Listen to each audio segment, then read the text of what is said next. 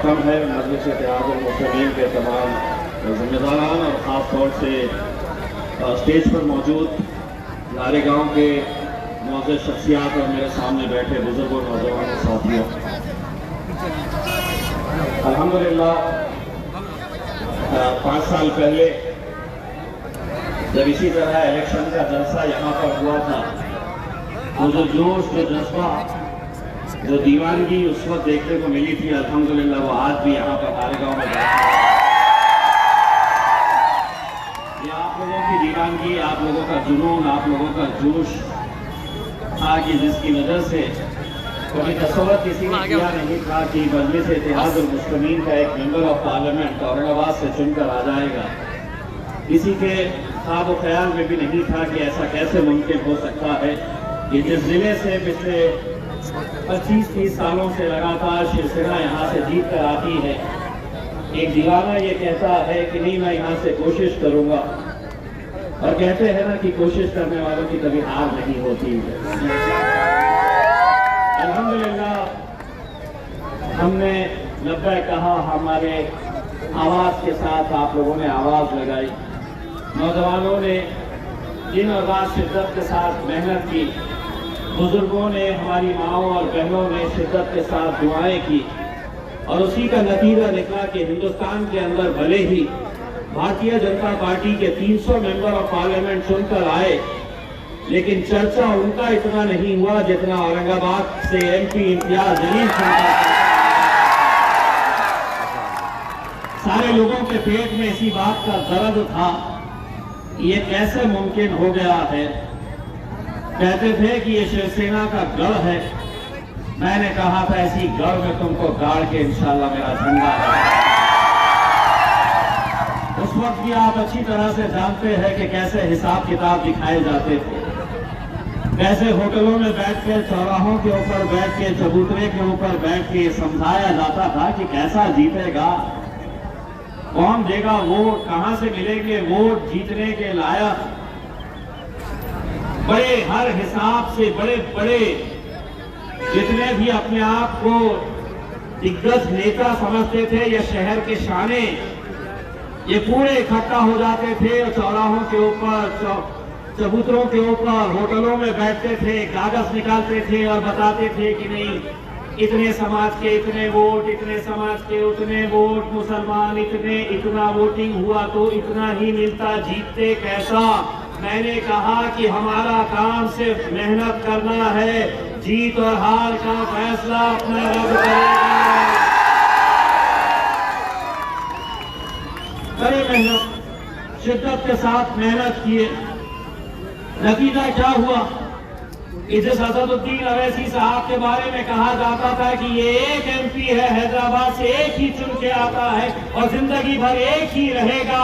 अब असदुद्दीन अवैसी साहब पार्लियामेंट में अकेले नहीं बैठते हैं, आप लोगों की दुआ और मेहनत का नतीजा है। उनका भाई इम्तियाज जलील भी वहां पर जाकर बैठता है। सारी तकलीफ उन्हें इसी बात की है कि हम तो कहते थे कि एक ही है, एक ही रहेगा। मैं अक्सर ये कहता हूं कि जब मैं चुनकर गया था, मोदी जी ने अमित शाह को फोन लगाया था और पूछा था, रे साहब कितने आदमी है रे।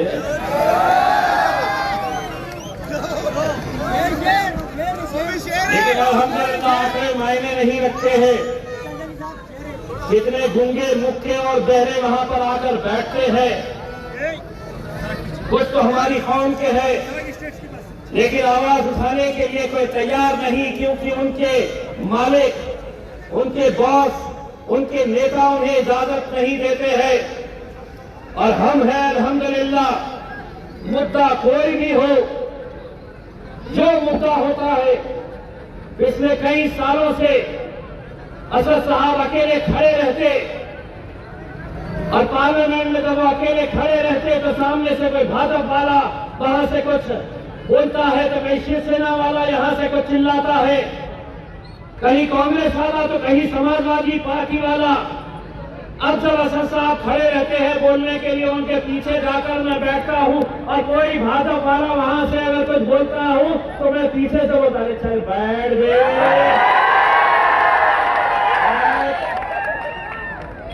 उनको यही वो रहता है कि हम 300 है और इसकी हिम्मत देखो कि हमको पार्लियामेंट में हुकूमत हमारी, सरकार हमारी।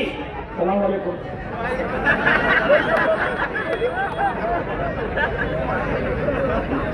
तो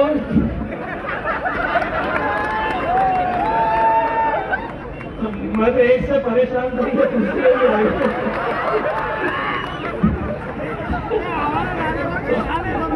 इनकी शादी होगी। अल्हम्दुलिल्लाह अल्हम्दुलिल्लाह।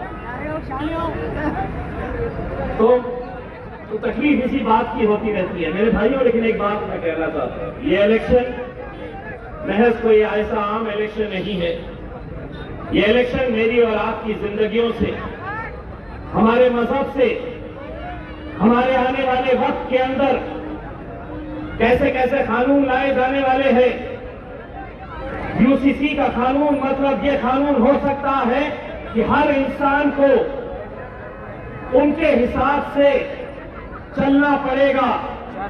कोई भी अपनी मजहबी शिनाख्त रास्ते के ऊपर दिखा नहीं सकता है।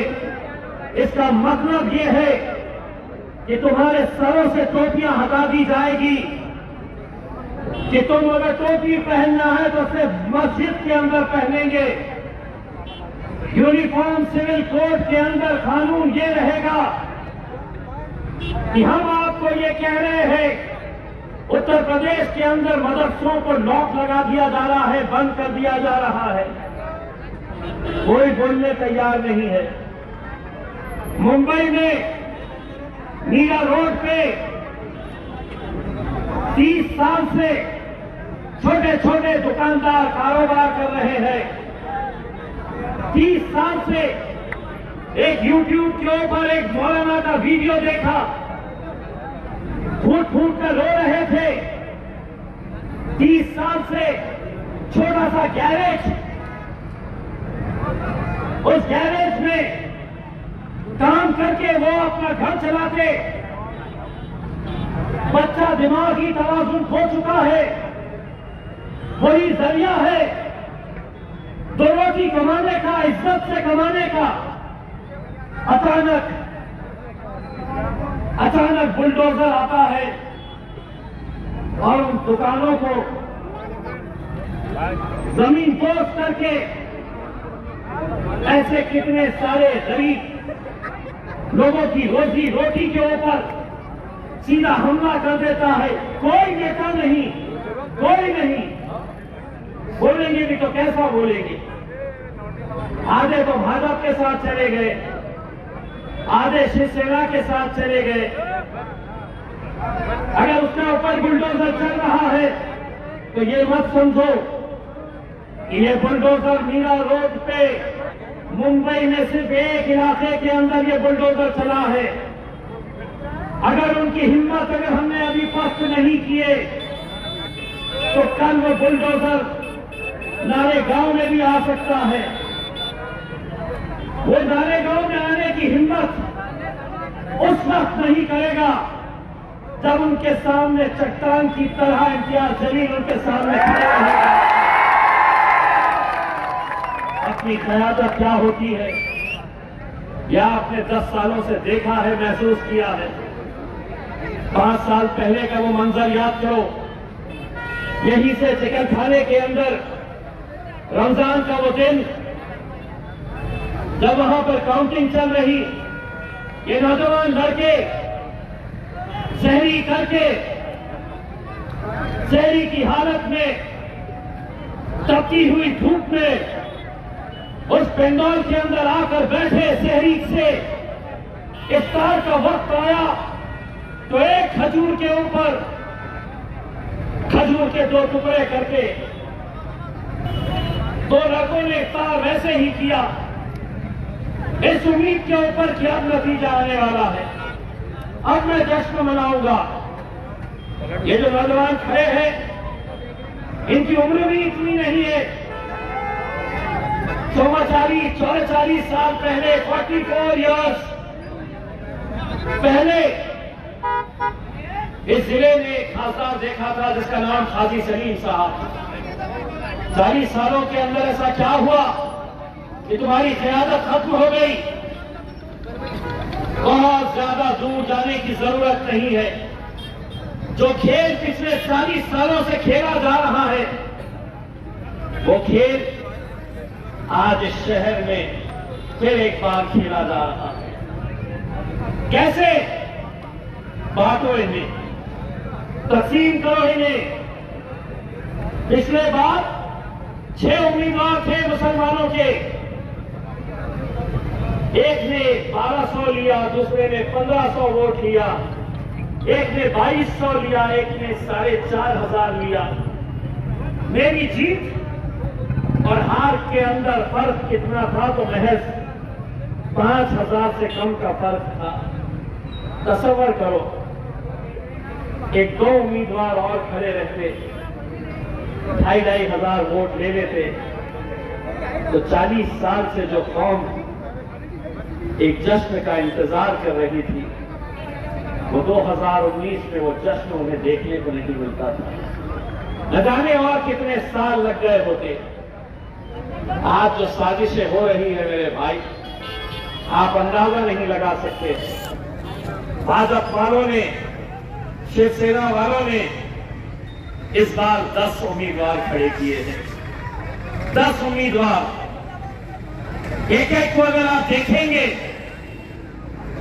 अल्लाह माफ करे, लेकिन उनके घर की माली हालत क्या है उन्हें देखने से समझ में आता है। लेकिन एमपी का फॉर्म भरे है। ऐसा नहीं है कि फॉर्म 1 रुपया, 2 रुपया, 5 रुपया, 10 रुपये में मिलता है कि लाओ मैं भरता हूं और एमपी हो जाता हूं। 25,000 रुपये डिपॉजिट करना पड़ता है। कहां से आ रहा है पैसा?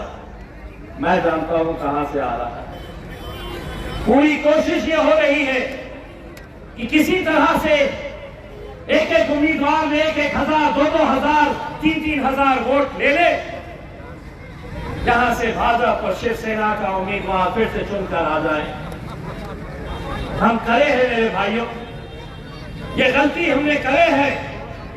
आज भी आपके बीच में आने वाले हैं। सभी राजनीतिक पार्टियां एक हो गई है। सभी, भाजपा हो, शिवसेना हो, कांग्रेस हो, राष्ट्रवादी हो, वंचित हो, सभी के निशाने के ऊपर एक ही इंसान है। पूरे महाराष्ट्र से कितने मुस्लिम एमपी है? 1। सिर्फ महाराष्ट्र से नहीं मेरे भाई, हम सबको इस बात के ऊपर सोचना चाहिए और हमें अपने आप के ऊपर शर्म आनी चाहिए। हमारा सर शर्म से झुकना चाहिए। कम से कम ये आप लोगों की दुआओं का नतीजा है कि कम से कम आज महाराष्ट्र से के एक एमपी चुनकर आया है। मध्य प्रदेश में कितने हैं? 0। गुजरात में कितने हैं? 0। राजस्थान में कितने हैं? 0। दिल्ली में कितने हैं? 0। झारखंड में कितने हैं? 0। कर्नाटक में कितने हैं? 0। पर एक एमपी हजम नहीं हो रहा है। उसको गिराने के लिए पूरे के पूरे साजिश लगे हुए हैं और हमारे ही अपने सफों के अंदर बेईमानों की जरूरत, कोई दूसरों के पास जाने की जरूरत नहीं है। रात में यही लोग महफिल सजाते हैं और ये कहा जाता है कि नहीं, हमको सेक्युलर जमात को लाना है। जूती पे मारते हैं हम तुम्हारे सेक्युलरिज्म को। सेक्युलरिज्म का मतलब ये नहीं होता है कि हम वोट डालते रहेंगे और सत्ता में तुम जाकर बैठेंगे। 70 सालों से तुम यही काम करते आए हैं। हम बाराती बनकर तुम्हारे घोड़ी के सामने दूल्हे तुम बने हुए हैं और हम बाराती बनकर नाचने का काम करते थे। लेकिन अब शरद पवार साहब, राहुल गांधी, उद्धव ठाकरे, एकनाथ शिंदे, देवेंद्र फडणवीस, सुन लो, अब हम दूल्हे बनेंगे।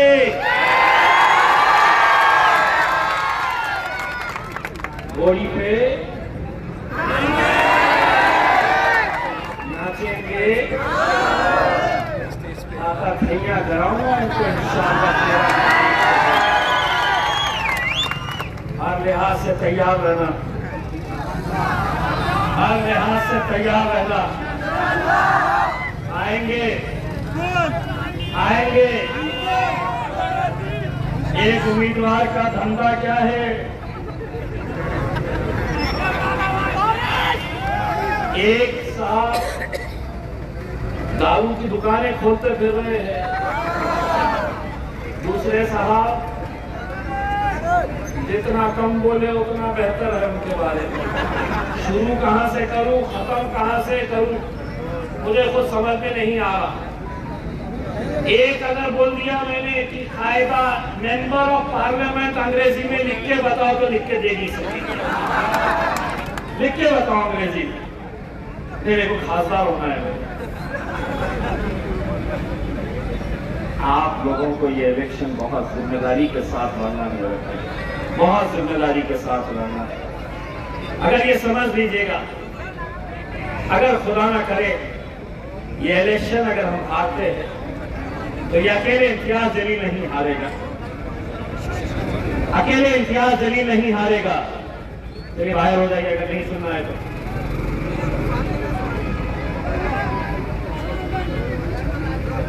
अगर आज से रमजान के आखिरी अशरे में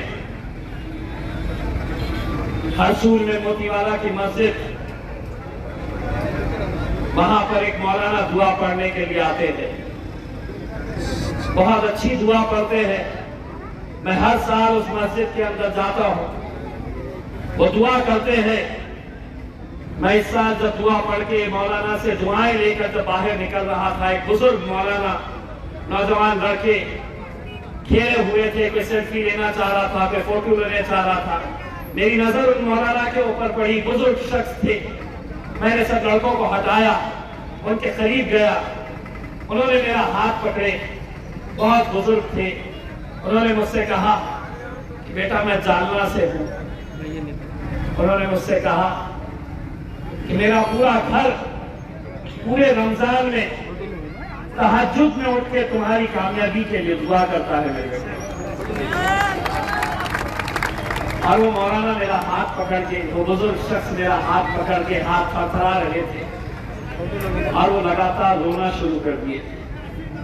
सोचिए आप, ना मेरा वोट है, ना वो मुझे वोट देने वाले हैं, लेकिन उनका पूरा घर आज हरम शरीफ से उम्रे पे गए हुए लोग वहां से फोन करते हैं और कहते हैं कि इम्तियाज भाई, हम काबे शरीफ के सामने खड़े हुए हैं, हम काबे शरीफ का गिलाफ पकड़ के आपकी कामयाबी के लिए दुआ कर रहे हैं। दोस्तों, क्या है, क्यों ऐसी दुआएं ये कर रहे हैं? आने वाले वक्त के अंदर तुम्हें अपनी क़यादत चाहिए मेरे भाई। अगर हम अब बढ़ गए, अब बिखर गए, पैसा लाया जाएगा आपके भी इलाकों के अंदर।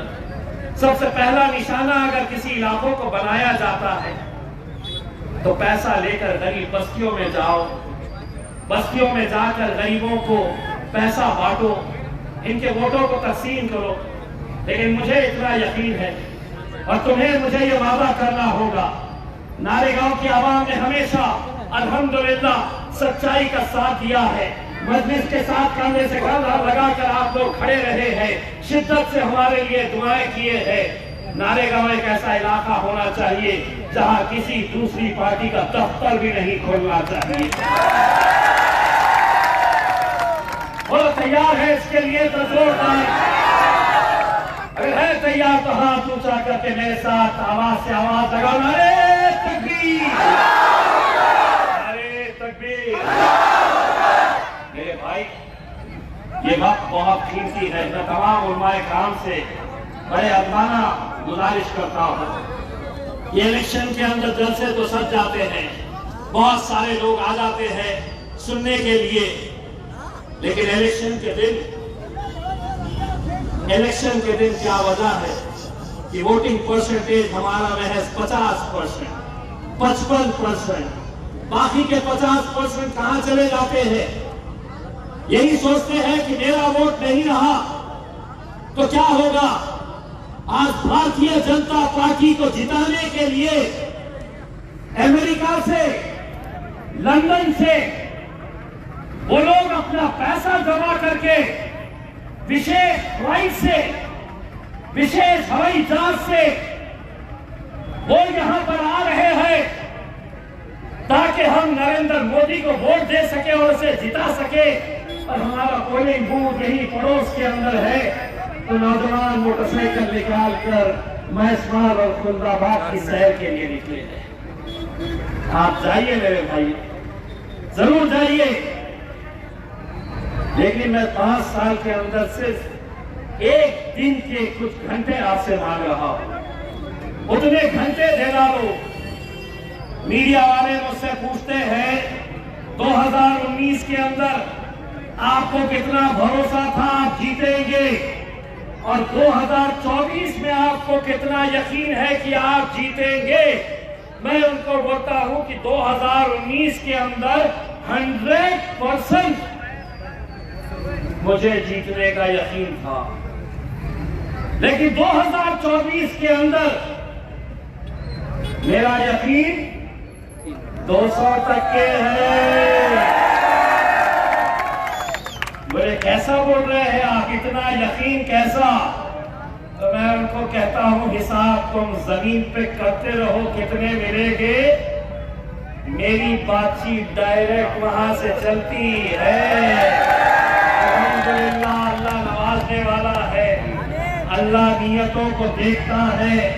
वरना पिछले 70 सालों से यही जहनों में डाल दिया गया था, अपना नेता कौन तो शरद पवार, अपना नेता कौन राहुल गांधी, अशोक चौहान, उद्धव ठाकरे। यही मैंने उनको बोला यार अगर स्टेज के ऊपर ये नेता बैठेगा तो इम्तियाज जलील सामने की कुर्सी पे नहीं बैठेगा, तुम्हारे बाजू बैठेगा। बस आप लोगों से यही अंतिम गुजारिश है मेरे भाइयों, आने वाले वक्त हम लोगों के लिए बहुत मुश्किल का है। सरकार क्या क्या नए कानून लाने वाली है इसका अंदाजा भी नहीं है आपको।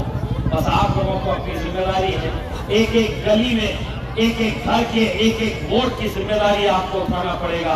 फजर के बाद उठिएगा, पहले सबसे पहले जाके लाइन में अपना वोट डालिए, अपने घर वालों का वोट डालिए, अपने पड़ोसी को उठाइए, अपने रिश्तेदार को फोन करिएगा। और किसी भी इलाके के अंदर कुछ भी हो जाए, जो जिम्मेदारी तुमको दी गई है कि मेरे बूथ के ऊपर मुझे बैठना है, तो कुछ भी हो जाए अपने बूथ से हटना नहीं। जो भी होगा 6 बजे मैं आऊंगा। और एक बात सुन लो, मुल्क में कितने सीटें किसकी आने वाली मुझे पता नहीं, लेकिन इंशाअल्लाह 4 जून को जब नतीजे आएंगे, इतना यकीन के साथ कहता हूं कि सबसे बड़ा जश्न इंशाअल्लाह औरंगाबाद मनाएगा। बहुत बहुत शुक्रिया।